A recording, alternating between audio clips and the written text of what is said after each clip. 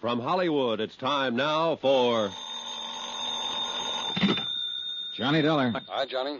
Andy, I saw George Foley. I wasn't able to make him change his plea. Well, it was a good try, Johnny. Jury still out? Yeah, that means they're arguing all the technical evidence. I was just thinking. No one really believes we'll get Arnold Bennett. What do you think? I think we will. I know we will. Well, if we can get Foley, we can get Bennett. Hey, wait a minute. Hey, the jury foreman just sent for the bailiff. I'll be right there.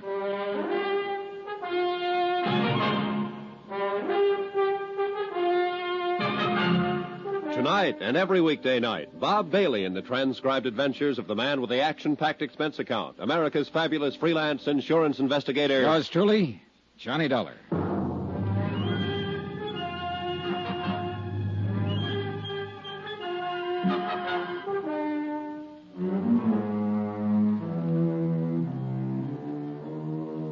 Expense account submitted by Special Investigator Johnny Dollar to the Four State Fire Insurance Corporation, 4065 Spear Boulevard, Hartford, Connecticut.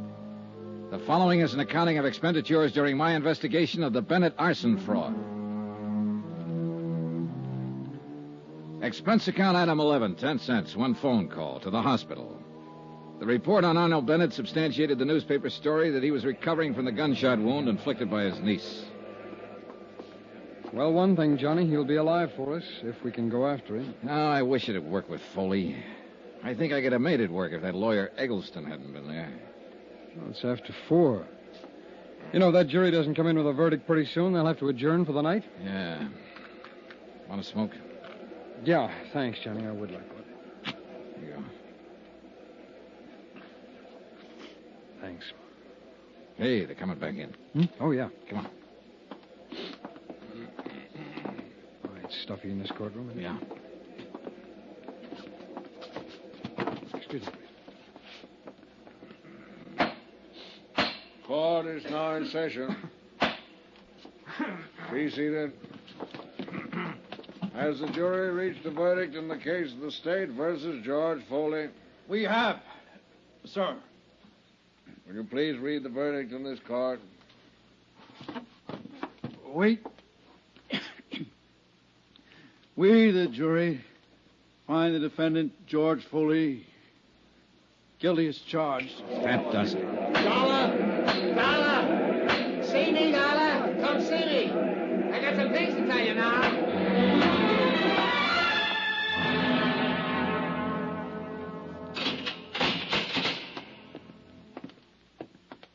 Who's this with you, Dollar? Andy Cord with the insurance company. Now, look, I haven't got any deals to offer, Foley. You know that. Yeah, I know. So I took a chance. It's a lousy 5 more years. What about Arnold Bennett? You're a little anxious.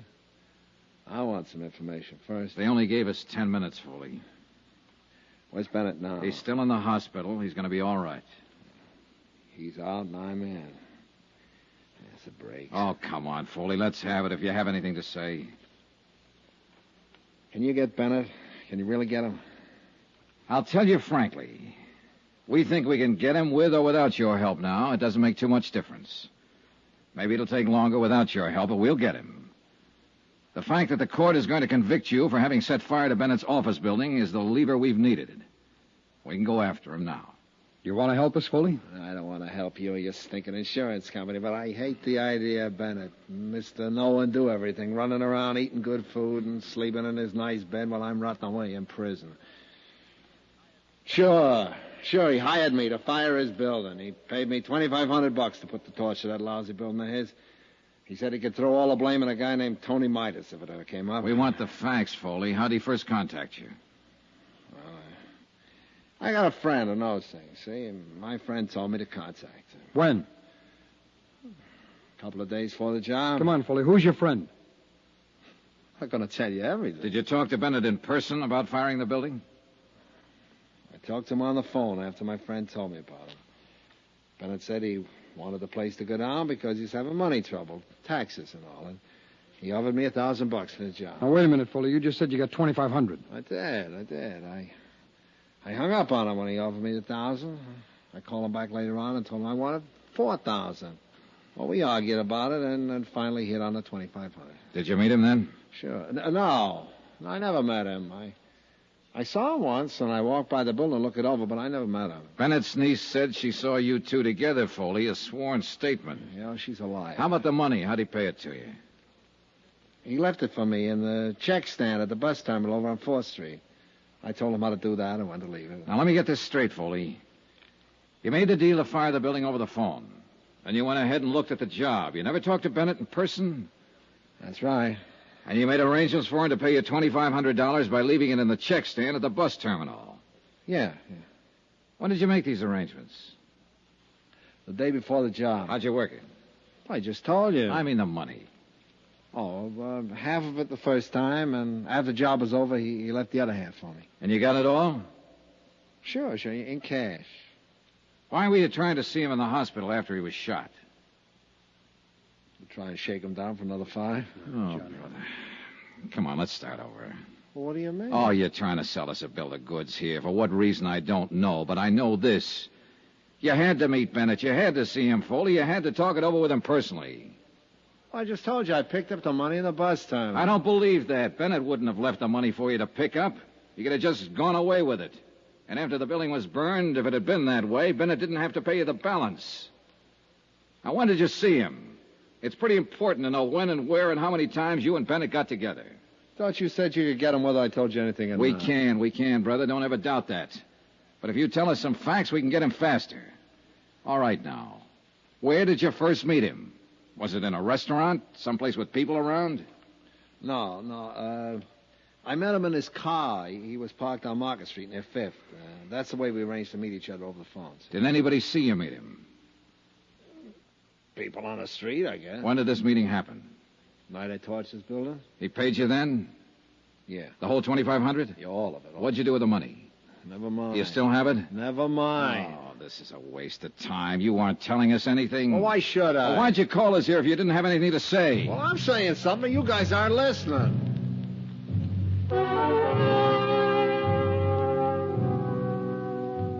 We continued questioning Foley about his association with Arnold Bennett. Each time he explained it, it was a different story. The only thing he admitted was that Bennett had hired him to fire the building. As far as the details of it were concerned, they were lost in a jumble of contradictory answers he gave us. Expense account item 12, $5.60, dinner for Andrew Cord and myself. The next morning, we returned to the Hall of Justice to question George Foley once more. All right, Foley. Now, how much did you say Arnold Bennett paid you for the job? $1,000. You told us $2,500 one time. Another time you said $5,000. Now, come on, what was it? $1,000. And when did he pay you? Right after I fired the building. I met him right afterwards down on the street in his car. He asked me if it was all set, and I told him to listen for the sirens.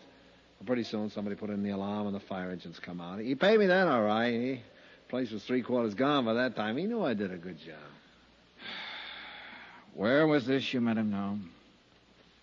A couple of blocks from the building. Did anybody see you together? No. Where did you telephone him from?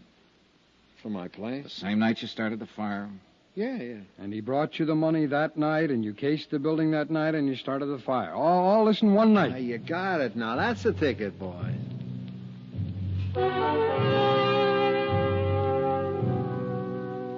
It became increasingly evident that Foley was attempting to convince us that he was mentally deranged. In spite of the fact that he'd already been tried and found guilty and was slated to appear at 10:30 the following morning for sentencing. It's an old trick, and with arsonists, where sanity is questioned from the beginning, a good one. However, Foley had been examined by 3 psychiatrists appointed by the court. I waited in the jail cell with Foley while Andy Cord went out to get copies of their findings. When he returned, we showed them to Foley. Okay, good. Here you are, John. Well, what do you show me these things for? To let you know there's no way to get out of it now, Foley. These are from psychiatrists. All of them had a good look at you. You're sane. You're all right. Do you remember when they looked at you? No. All right, look at the dates on the paper. You can read, can't you? Sure. January 15th, January 16th, January 21st. Witnesses were around for all the examinations. Well? Well? Are you through playing games now? Okay, Dolly, you guys win. Come on, give us the story. I met Arnold Bennett at the Hopkins bar about a month before the fire.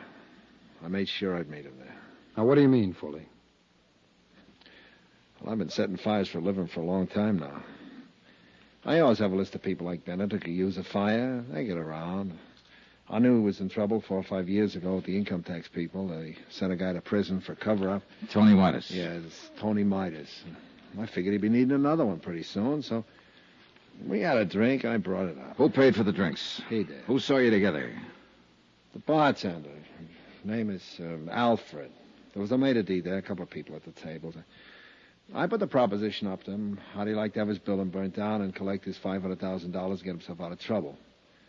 Well, he said he'd like that fine. I told him it cost him $5,000 in advance. He said he couldn't raise that much, but he did manage to get $3,500 together. I took it, and I did the job. What'd you do with the money? I still got it. Where? It's not going to do me any good now. I buried it in a gallon can in a vacant lot over by the tower. I could show you where. Okay. We'll get you to do that. Swell, I'll be glad. Hey. What? I can send Bennett up the same way you're sending me up. Huh? I can testify against him at his trial.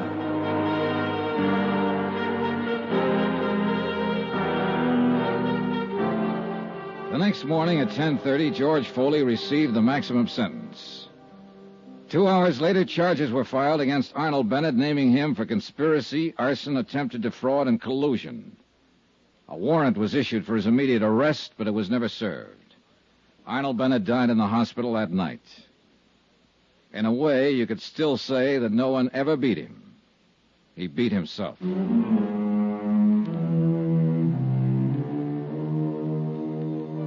Expense account item 13, $87.50, hotel and board in San Francisco. Item 14, another $125, transportation back to Hartford. Item 15, $35, miscellaneous. Expense account total, $1,440.37. Remarks? Nothing. Yours truly, Johnny Dollar.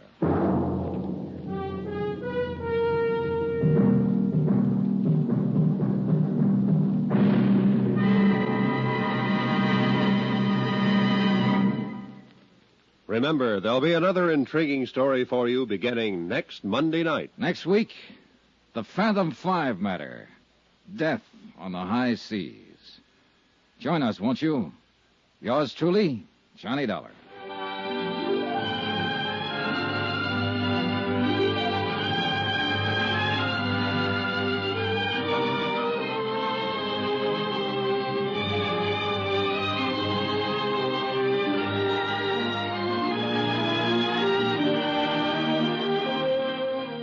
Yours truly, Johnny Dollar, starring Bob Bailey, is transcribed in Hollywood. Written by John Dawson, it is produced and directed by Jack Johnstone. Heard in this week's cast were Lillian Baeff, Stacey Harris, Chet Stratton, Will Wright, Marvin Miller, Hans Conried, Edgar Barrier, and Parley Bear. Musical supervision by Amerigo Marino. Be sure to join us on Monday night, same time and station, for another exciting story of yours truly, Johnny Dollar. This is Roy Rowan speaking.